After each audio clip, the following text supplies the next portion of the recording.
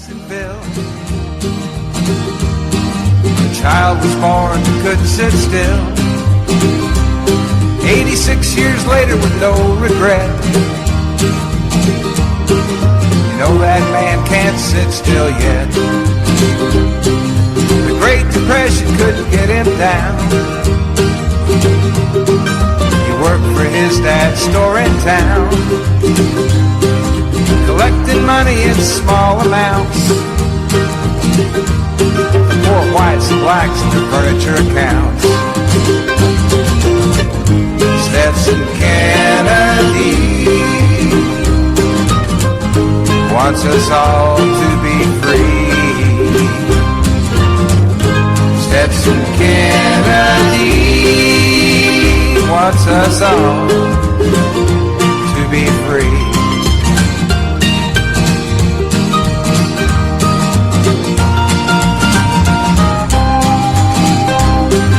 As he'd collect, he'd talk to folks. He'd hear legends, tales, songs, and jokes. Now this fine treasure he'd record and write. He was colorblind, didn't see black and white. Writer's project for the WPA. With Zora Neale Hurston, he earned his pay. Crackers and blacks, they talk for hours. It was a barefoot history of this land of flowers. The Weekman was on the 7th of October 2017 as we move along, starting the month of October. Occasionally and adjust the sound a little bit here. Yeah, here we go. Anyway, nonetheless, we normally start these broadcasts with a story. We'll start it with literally with a weather report, and then we'll end it with the sport as we usually do. There were a number of games going on last night. Of course, the Dodgers entertained the Diamondbacks of Arizona, and in another game, the Red Sox were playing in Houston, and also we had the Yankees and Cleveland. And our Cubbies were in Washington, D.C. We'll bring the report up there, but first let's deal with Nate. Nate has been upgraded to a hurricane. It's on its way to the Big Easy of that area. Out of New Orleans, I'm just reading a report here from the Washington Post. There were 7 around.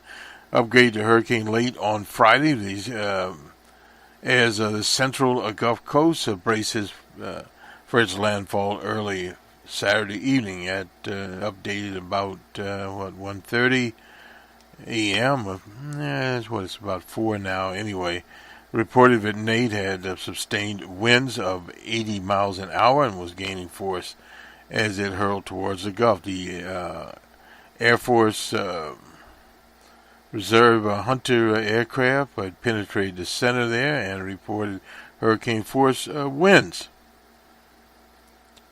The storm has already caused 22 deaths in Nicaragua and Costa Rica this week as it moves across the warm waters, of course, the Gulf of Mexico, and in the Big Easy there. It will pull into coastal Louisiana, Mississippi, Alabama, and up to the Florida border. I guess H has to watch out there.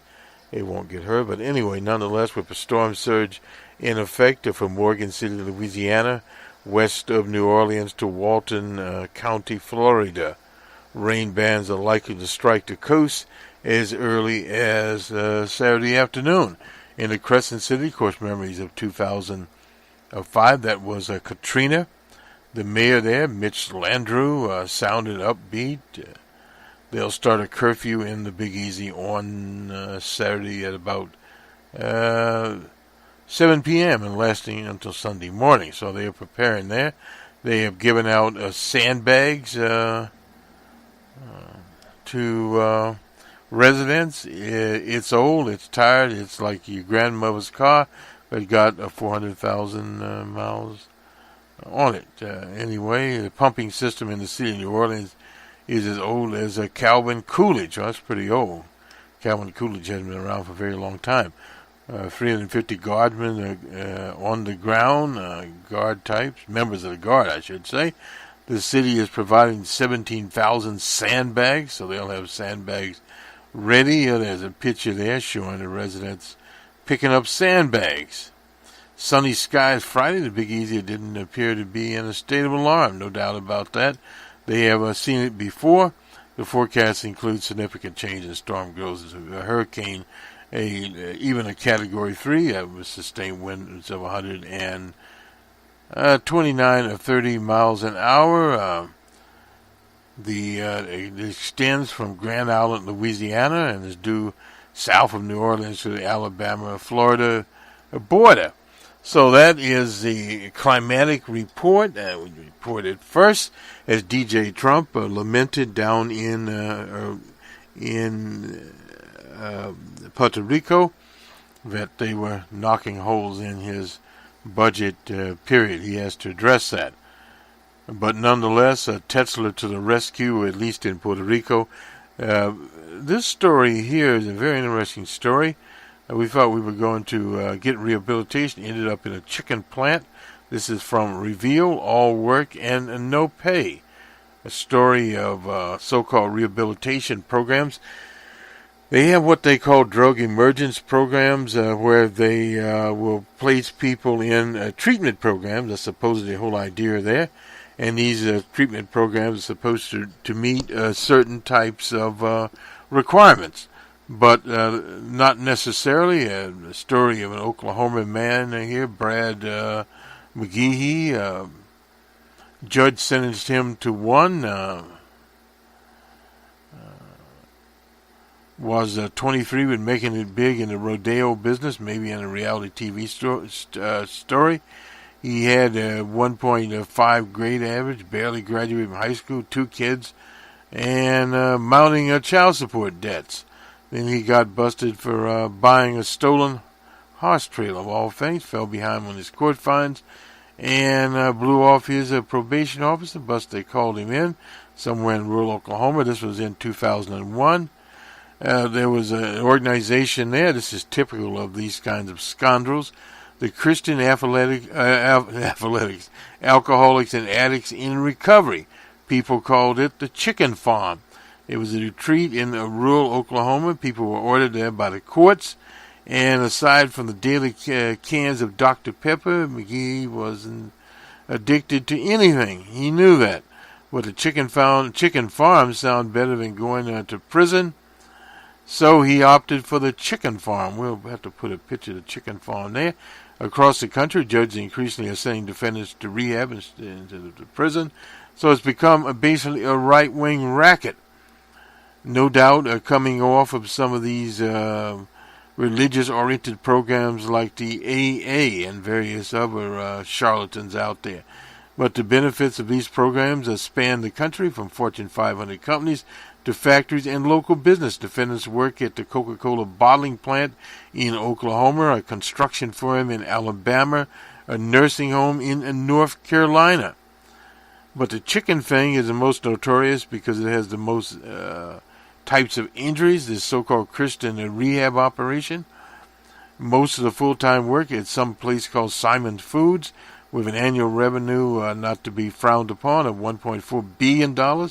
They slaughter and process chickens for retailers and restaurants, including Walmart, Popeyes, Louisiana Kitchen, KFC. They also make pet food for PetSmart and various others. So where's big business? Notoriously dangerous, no doubt about that. One man said he was burned with acid. All kinds of things happen at these wretched things could be in a Charles Dickens novel. Legal experts said forcing defendants to work for free it does violate the 13th Amendment, which bans slavery and involuntary servitude in the U.S. except as punishment for convicts. Well, while prison labor programs are legal, and they're frowned upon in polite society, many defendants sent to programs like the Christian Alcohol joint have not been convicted of anything. And later their cases are dismissed. One of the you got to be kidding me, a professor of labor at UCLA, Noel Zacks, when presented with the reveal finding his very strong violation case. But unfortunately there, if you take the case to a right-wing judge, they'll just frown upon it and send it out the door. Even though judges appear to be violating the Oklahoma drug court law by using it in some cases, this infamous place, are required to send defendants for treatment at certified programs, trained counselors, and state oversight. The Christian racket is not certified. Only one of 3 counselors is licensed. No state agency even looks at it. Sharon Kane runs the drug court in rural Stevens County and decides where to send defendants for treatment. She says state regulators don't stop her from using this Christian racket place. The Civil Liberties Union in Oklahoma is now considering a legal action. They should have already had one. Based upon this, about 228 men were sent to this Christian racket each year by courts from Oklahoma as well as Arkansas, Texas, and Missouri. Instead of paychecks, they get bunk beds, meals, and Alcoholics Anonymous meetings. A joke. Is there time, if there's time between work shifts? In other words, they are set there to work. The first 4 months or so is church. Most days revolve around work. Weekly Bible study is mandatory. Oh boy. Janet Wilkerson is the person that founded this racket, and a part of the recovery is getting up like that. In other words, going to a slave job. The company Simons claim they don't depend upon the Christian treatment program. In 7 years, the program has brought in more than $11 million in revenue, according to tax filings.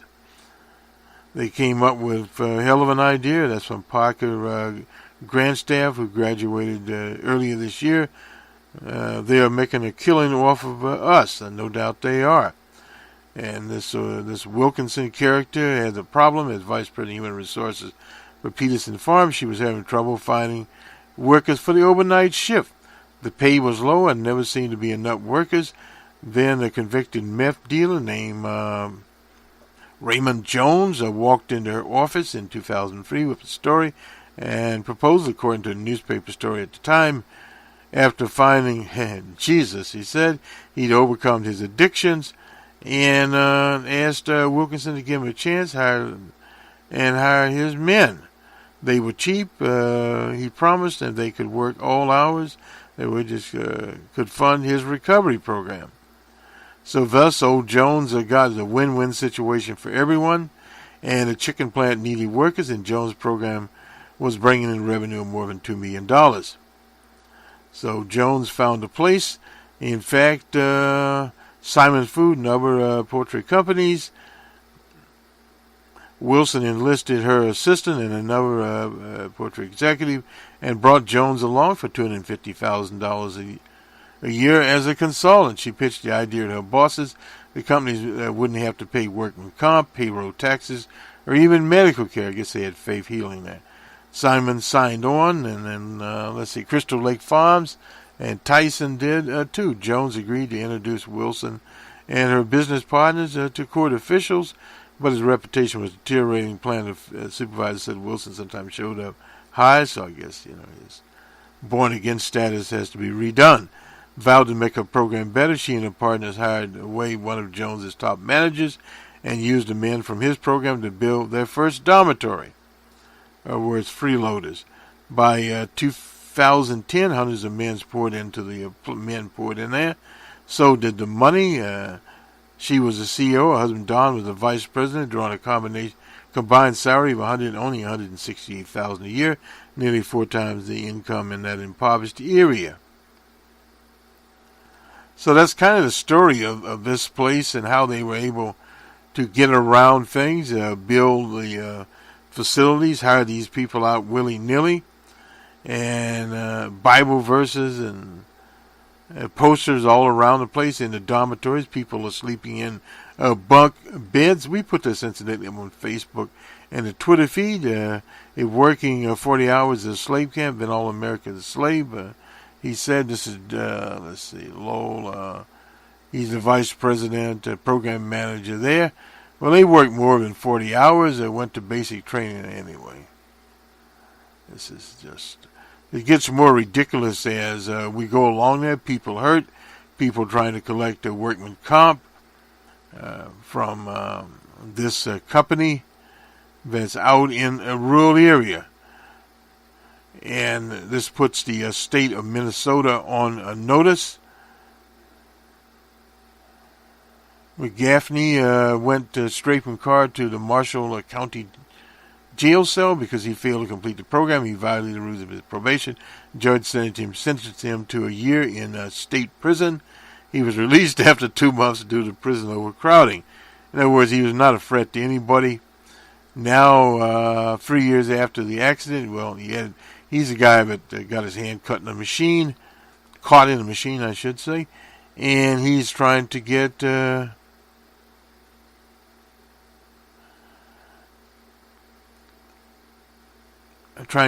a workman comp. He sets his mother's house in a chair. He remembers when he still had 2 useful hands. So he can't do the rodeo. He can't do anything. Is now this Christian organization is now planning a 4th dormitory. It's supposed to be the biggest yet. So I mean, I was there rolling along. Told a local reporter at a ribbon cutting ceremony in 2015. I told him to build me another dorm. Anyway, I don't know what the date on this story was. Sometimes, unfortunately, things are posted here and they are a bit late on the draw, so to speak. Oh, it was actually this year on October the 4th. So much for this, and so much for the Christian rehabilitation program for what it was worth and not worth, actually, here. And here we go. Now, let's roll to the regular roundup, and then we'll do Carl Rove, of all people. Let's see where our time is running here. All right. Let's...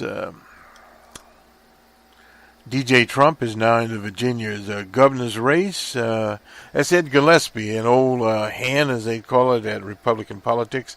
He used to head the Republican National Committee. He ran, I believe, for the Senate in Virginia, lost there. So now Trump is in it, but evidently Gillespie has failed to tell people that he's being reported by him. Endorsed by DJ Trump, because DJ Trump is deeply disliked in Virginia. It's one state in the South where Lee set up his headquarters, but Hillary the Monster Clinton actually won. So this is a tricky situation there. Deeply unpopular there in Virginia. Longtime establishment Republican who ran the committee, worked for G.W. Bush. Gillespie said he neither sought the president's endorsement nor asked him to tweet on his behalf. Well, that's an interesting situation. So some polls, depending on which one you go to, the New Washington Post, Sheriff School poll shows him with a 13-point lead. I don't know what happened to ABC. They used to be the Washington. Who knows? Anyway, Nathan wasted no time in using his tweets as a fundraising pitch. Governor McAuliffe, who is governor now, the campaign has raised $69,000 and more from 1,700 donors, on a pace to take in $110,000 in 24 hours. So they need the money. They are up against some characters here. According to Mark Roselle, I don't know if he's akin to the other Roselle, the dean of the Sharad School of Policy. This is George Mason University. Said the strategy is very wise. It enables him to have it both ways. Trump has signaled to the Trump voters he's our guy. Well, the Trump voters are there. And he wasn't looking for this, he claims. But he's going to be caught in this, and Ed Gillespie is not going to gain any votes there, because we assume that most of the Trump voters would vote for Ed Gillespie in the first place if they plan to vote. He nearly lost the Republican nomination. Again, that was to somebody named Corey Stewart, a bombastic campaign on illegal aliens. Anyway, that's so much of Virginia. And this is the tax plan gives Wall Street everything it wants. That's bad news for them. This is also in the Washington Post. We did a show on the tax plan, so we won't go into it very much here. But we'll detail the Republican Party. It's really made up of three different wings. The first one we mentioned is the Wall Street. It funds the campaigns, tends to get what it wants after that. There's a reason, after all, Republicans have devoted themselves to trying to cut Medicare when they enjoyed the zero support outside of Aspen, Palm Beach, and the Hamptons. It's just not that conservative intellectuals really like Milton Friedman a lot. The second are upper middle class professionals who feel that they are doing much worse than they are between their mortgage payments, private school tuition, 401k contributions. They really don't have a lot of discretionary income. That's a funny thing about money. You don't have as much after you spend it all. A tax cut sounds pretty good to them. And the third is working class Europeans. They get much. They never get much besides promises such as building a wall, which is useless, banning Muslims, and reversing Roe versus Wade. In other words, a combination of racial and religious backlashes to get them to the polls. This is the way the Republican Party's worked forever, and it goes back to Pat Buchanan. It just didn't start yesterday, and it went on from Tricky Dicky to Ronald Wilson Reagan, and then on to the campaign with the first President Bush and Mr. William Horton in that famous campaign in 1988. And we won't get into G.W. Bush there, but the Republican voters weren't looking for someone to lead them in another round of Reaganite type of indeed, they care less about the origins of the conservative movement than a National Review denouncing Trump. A Republican catechism is what I should have said there. Support too. In other words, most country club Republicans have made peace with him. He wasn't Hillary Clinton. He had 3 R's next to his name. Estimate his plan would be 60% of households making between 150 and 300,000. That's where the money will ultimately end up. This is how the Wall Street Journal became the party of Breitbart, and Mr. Breitbart evidently and company had some help from so-called liberal writers. We'll go into that in another forecast there. The BuzzFeed spilled the beans on them via some emails. So in other words, the email situation is lots more caustic than people think it is, than just involving, say, the Russian Federation. There's possibility some people from the Russian Federation were involved, but that doesn't negate these other people that were also working. There were a lot of people working on behalf of the Republican Party. People in the party, people out the party, the alt-right people were working there, and 1 million paid consultants. People that wrote things on Facebook, not just the ones coming out of the Russian Federation. The Facebook people themselves made it happen. And then you had the multimedia organizations that made billions of dollars off of DJ Trump and the type of rambunctious campaign that he ran. Now let me just check here.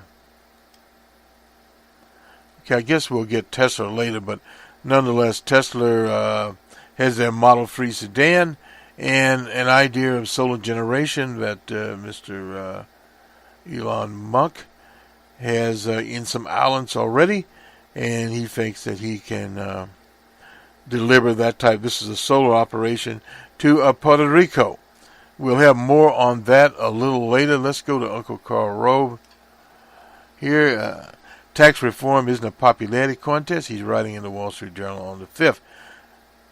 There's no tax reform bill yet, only a framework, but the left is already trumpeting the old argument that the Republicans want to help the rich while blowing up the deficit.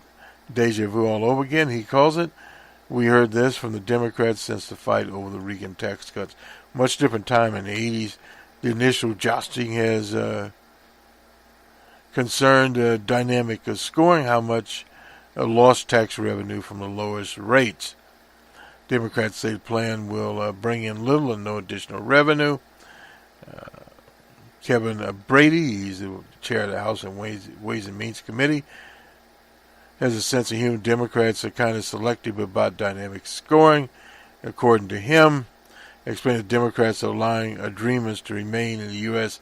under the deferred action, in which the Trump administration is a little amenable to, would boost economic growth. Well, it definitely would, but that's a business bill. Controversy over dynamic scoring will continue in the months ahead because the two biggest players in this discussion, the Congressional Budget Office and the Joint Taxation Committee, have a bias against it. In their view, tax cuts reduce revenue, which increase deficits, which cause higher interest rates, no doubt about that.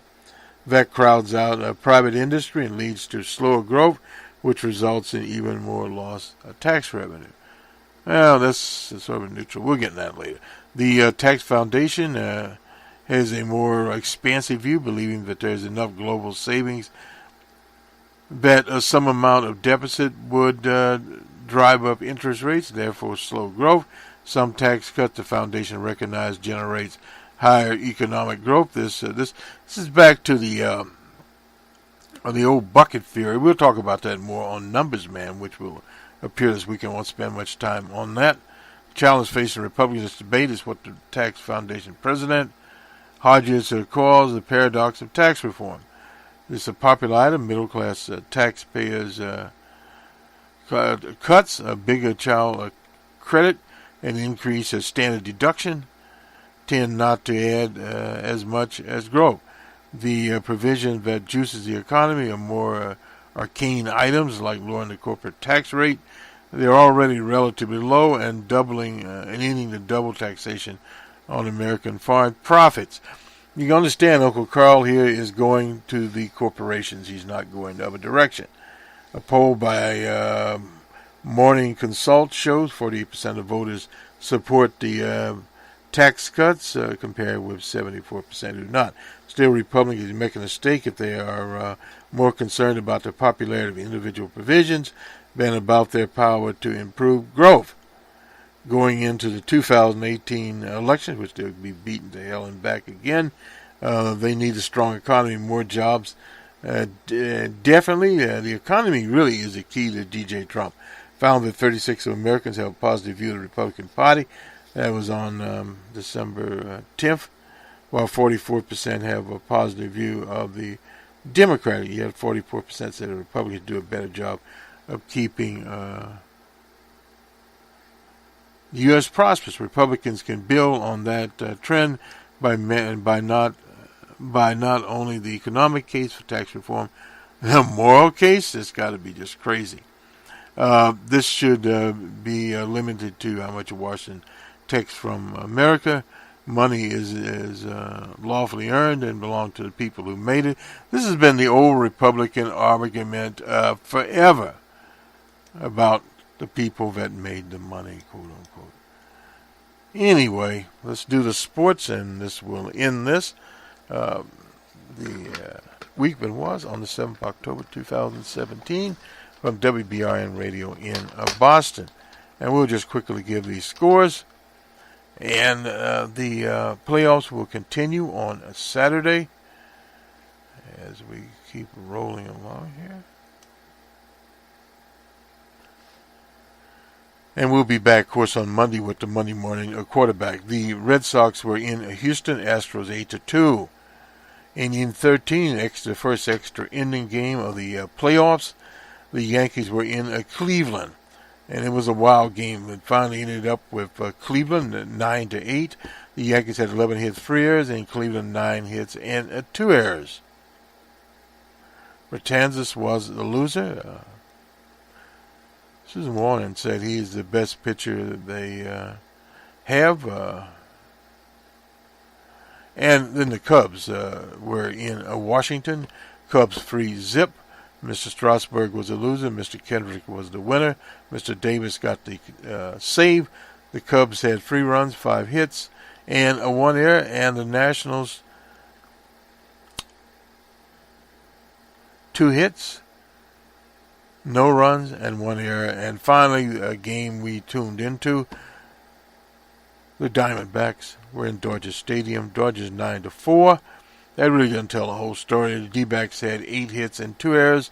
The Dodgers had 12 hits and 2 errors. Mr. Kershaw won the game, but he got knocked out. And who was it there? Mr. Taiwan Walker got knocked out in the first inning after 4 runs came across. And Mr. Taiwan Walker was the losing pitcher, although he disappeared very early in the ball game for the D-backs. And also, this is another interesting maximum here. In the playoffs, the division champions, which is the best 3 out of 5, the team that wins the first game has a 71 or 72. Let me get my notes here. Weighing this. Has a 71 chance of winning the 5-game series. Yeah, 71. Very high percentage there, 71 to 72. This brings us back sometimes to polls when the probability is set out there and where they go. Just look at Mr. Walker. He's 25 years old, and he's from Shreveport, Louisiana. He's 4 years of experience. He's 6'4", 235 pounds. Interesting. Taiwan, Taijuan, Taiwan Walker. This will do it for us. We'll see you as on our economics program, Numbers Man, and we'll talk about the economy and the loss of the 30,000 jobs. Doesn't factor in that much. One report never really factors in. It's just that we get a string of 2 or 3 of these and we start to look at it in a real time. We also have a program we're working on, again, on the 2016 election, and some important caveats there. The idea of averaging polls. Now, go back to Nate Silver's rule. What Nate Silver talked about more than anything else, yes, averaging, but looking at the battleground states. In other words, that's where the 4 or 5% of undecided voters have, as the late great Jerry Pippin used to say. The Republicans always have about 44% of the vote in the can, basically speaking. Willard Romney said the same thing. And then they need to go out and get the additional 5 or 6%. That fluctuates back and forth. So that's what we're talking about. Excuse me. In some polls, the undecided were higher than others. Then you have to consider also, I'll have to check on some of these models, if they actually talk about turnout. Turnout is very important. Low turnout elections feed into the types of DJ Trump people would come out. That is seniors, evangelicals, those kinds of people would be out in the maximum amount of numbers before. And of course, this election, you brought out alt-righters, people that perhaps didn't see as much in Willard Romney.